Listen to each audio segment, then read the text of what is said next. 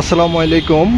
এটি হচ্ছে ডক্টর মোহাম্মদ শহীদুল্লাহ রহমতুল্লাহ আলাইহি ওনার মাজার শরীফ। ওনার জন্ম হচ্ছে 10 জুলাই 1885 খ্রিস্টাব্দ। মৃত্যু হচ্ছে অর্থাৎ বিশাল শরীফ হচ্ছে 13 জুলাই 1969 খ্রিস্টাব্দে। উনি বহু ভাষাবিদ ছিলেন এবং জ্ঞান তাপস ছিলেন। উনি বিশেষ করে উনি 14 শতকে যিনি মুজাদ্দিদ হযরত আবু বকর সিদ্দিক পুরপুরাইবি রহমতুল্লাহ আলাইহি ওনার বিশিষ্ট খলিফা মুরিদান ছিলেন। আবু বকর সিদ্দিক পুরপুরাইবি রহমতুল্লাহ আলাইহি উনি যখন বিশাল শরীফ গ্রহণ করেছেন, ওনাকে ডক্টর মোহাম্মদ শহীদুল্লাহ সহ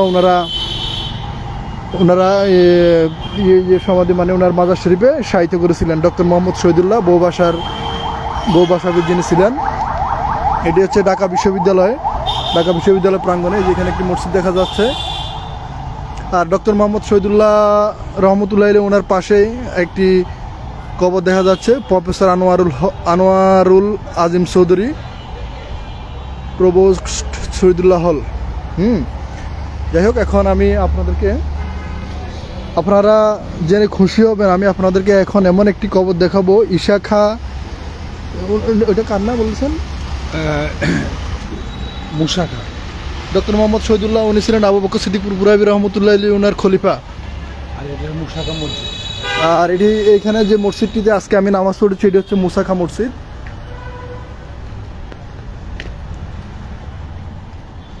আসলে আমি যেখানে মাজার শরীফ পাই, মাজার শরীফের সন্ধানে যাই, দেখাশোনা করি।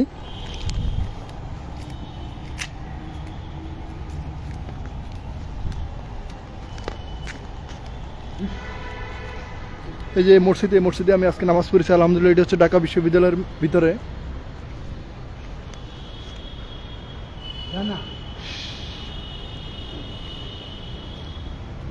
আজকে আমি আপনাদেরকে এমন এক জায়গায় নিয়ে এসেছি, এটি সম্পর্কে আমার আসলে বিস্তারিত জানা নেই। আমাকে জহির ভাই, আমাদের ঢাকা বিশ্ববিদ্যালয়ের যিনি জহির ভাই, আমাদের সম্মানিত হযরত হাজী খাজা শাহবাজ রহমতুল্লাহ আলাইহি মাজার ও মসজিদের প্রধান খাদেম যিনি আমাদের জহির ভাই, তিনি ওনার সম্পর্কে বলবেন। ওনার নাম কি ছিল জহির ভাই?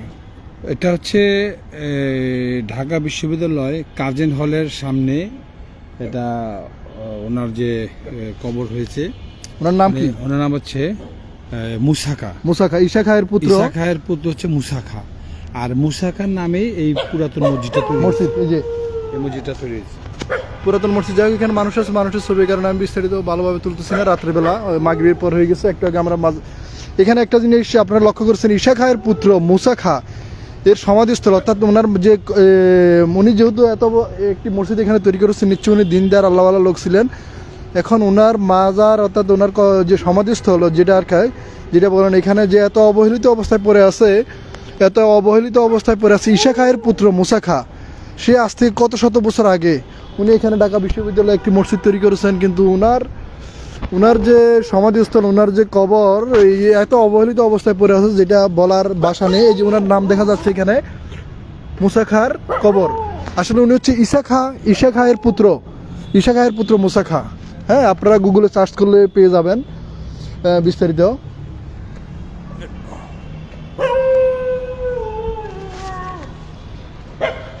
এই কবরটি হচ্ছে আপনার ঢাকা বিশ্ববিদ্যালয় ভূতত্ত্ব বিভাগ এর ঠিক সামনে। আসসালামু আলাইকুম। সাল্লাল্লাহু আলাইহি ওয়াসাল্লাম। আল্লাহ পাক ঈশা খায়ের পুত্র মুসা খা উনাকে আল্লাহ পাক উনার হাবিব হুজুর পাক সাল্লাল্লাহু আলাইহি ওয়াসাল্লাম ওনার সন্তান। উনি যেহেতু একটি মসজিদ এখানে তৈরি করেছেন, দেখা যাচ্ছে বেশ কয়েক শত বছর আগের পুরাতন মসজিদ। এই উসিলা আল্লাহ পাক উনাকে ক্ষমা করে দেন। সাল্লাল্লাহু আলাইহি ওয়াসাল্লাম। আসসালামু আলাইকুম।